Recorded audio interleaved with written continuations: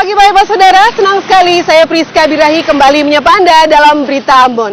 Sejumlah informasi telah dirangkum oleh tim redaksi untuk Anda dan berikut berita utama untuk Anda. Kembali diguyur hujan, permukiman dan jalan raya di Seram bagian barat terendam banjir.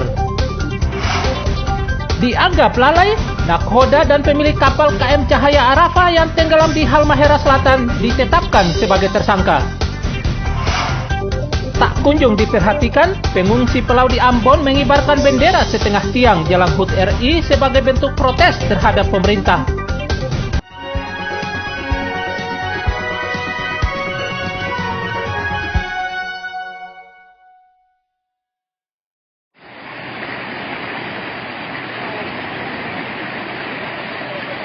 Banjir besar kembali melanda sejumlah kawasan di Seram bagian barat, seperti di kawasan Sokowati, Desa Hunitetu, Kecamatan Inamosol, Seram bagian barat. Akibatnya lalu lintas lumpuh. Selain jalan raya, hujan juga menerjang permukiman di kawasan ini.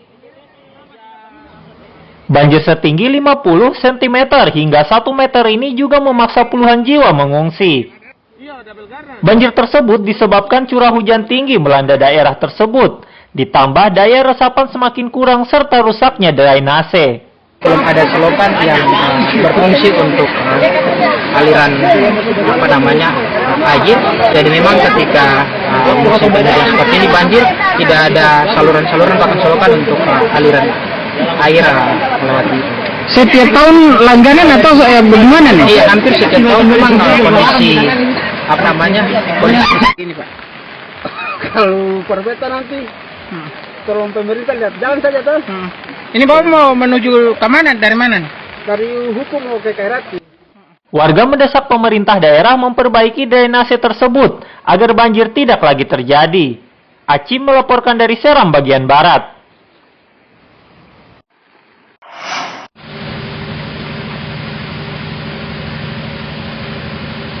Hujan deras juga melanda Maluku Barat Daya. Sejumlah kawasan pun terendam banjir.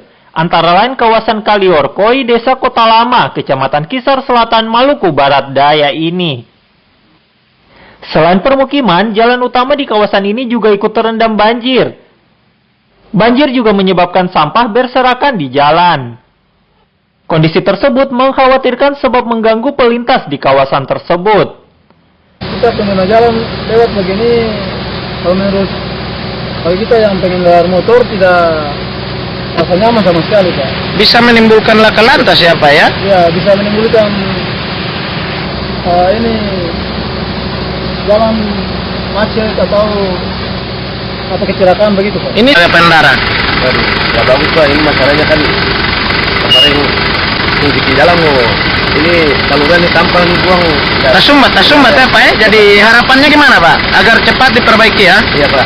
Pemerintah daerah didesak segera memperbaiki drainase di sekitar lokasi ini agar tidak membahayakan warga serta pelintas. Demi Dadiara melaporkan dari Maluku Barat Daya.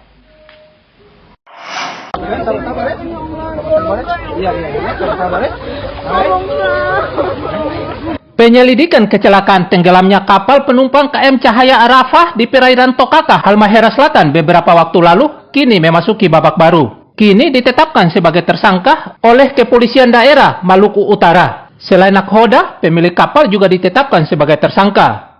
Mereka dianggap lalai terkait jasa pelayaran dan terancam 10 tahun penjara. Sampai dengan saat ini proses penyidikan terhadap kapal kecelakaan di Desa Tokaka, di perairan Tokaka, kita sudah masuk proses penyidikan, di mana kita sudah menetapkan melalui gelar proses gelar perkara, kita sudah menetapkan 2 tersangka. Yang pertama yaitu nakhoda atas nama saudara Andika, yang kedua kemudian pemilik kapal atas nama Bapak AI ya. Nah, melihat dari proses sesuai dengan pasal Cahaya Arafah yang alami kan kita persangkakan ya, pasal 302 di Undang-Undang Nomor 17 Tahun 2008 tentang pelayaran. Senin malam 18 Juli lalu, kapal penumpang KM Cahaya Arafah tenggelam di perairan Tokaka, Halmahera Selatan. Kecelakaan terjadi saat kapal dari pelabuhan Ternate hendak menuju Desa Samo dan Desa Tokaka, Kecamatan Gane Barat Utara, Halmahera Selatan. Kapal tiba-tiba mati mesin setelah dihantam gelombang tinggi dan tenggelam. 10 orang tewas, 1 hilang, serta 66 penumpang selamat. Syahril Helmi melaporkan dari Ternate.